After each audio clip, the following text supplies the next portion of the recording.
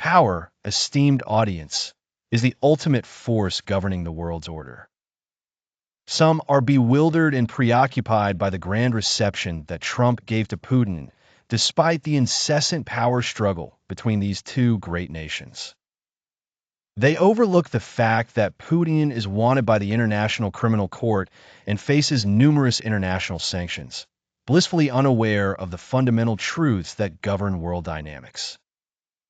It is indeed the power, esteemed audience, that obscures their perception. They are ensnared by the world's failures, glorifying international society's mechanisms, only to drown within these complexities. Russia, under Putin's leadership, remains a formidable power with its colossal military might and alliances with titans like China and North Korea. Its ongoing conflict with Ukraine has instigated significant disruptions, particularly economically, across the globe and more so in Europe. Here, power takes precedence over diplomacy, dictating meetings and grand welcomes. Similarly, power commanded the world's acceptance of Sisi's rule in Egypt, despite his myriad of transgressions and tyranny. If the Muslim Brotherhood had possessed equivalent power to surpass Sisi's, the world may have aligned with them, as seen with Golani, disregarding the nature and form of alignment. Thus, power is the language that shapes interactions and negotiations, unrivaled and imposing. Bin Salman solidified his rule through sheer force, as did bin Zayed. Military coups across Africa are likewise underpinned by the exertion of power. Trump enforced his will with protectionist tariffs through this very force. Moreover, power results in the perpetual instability in Libya, primarily because each faction is backed by considerable force supported externally.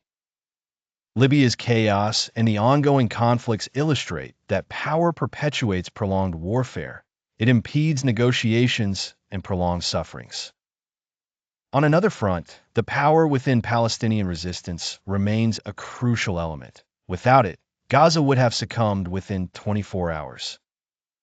To encapsulate, while auxiliary factors may play supportive roles, power remains paramount.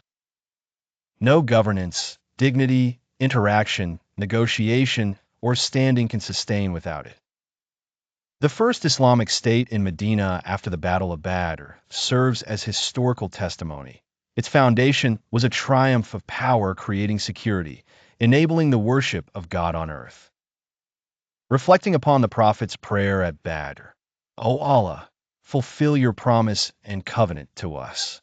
O Allah, should this small band of Muslims perish, you will not be worshipped, emphasizes that strength was pivotal. In Afghanistan, the reascendancy of the Taliban post an aggressive two-decade-long conflict against a Western colonial invasion was not born out of elections or democratic processes, but was an assertion of power.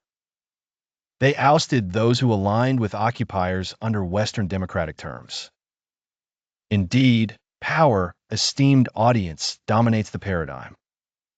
To ignore this reality is to remain in subjugation, pleading meekly for morsels from the adversary.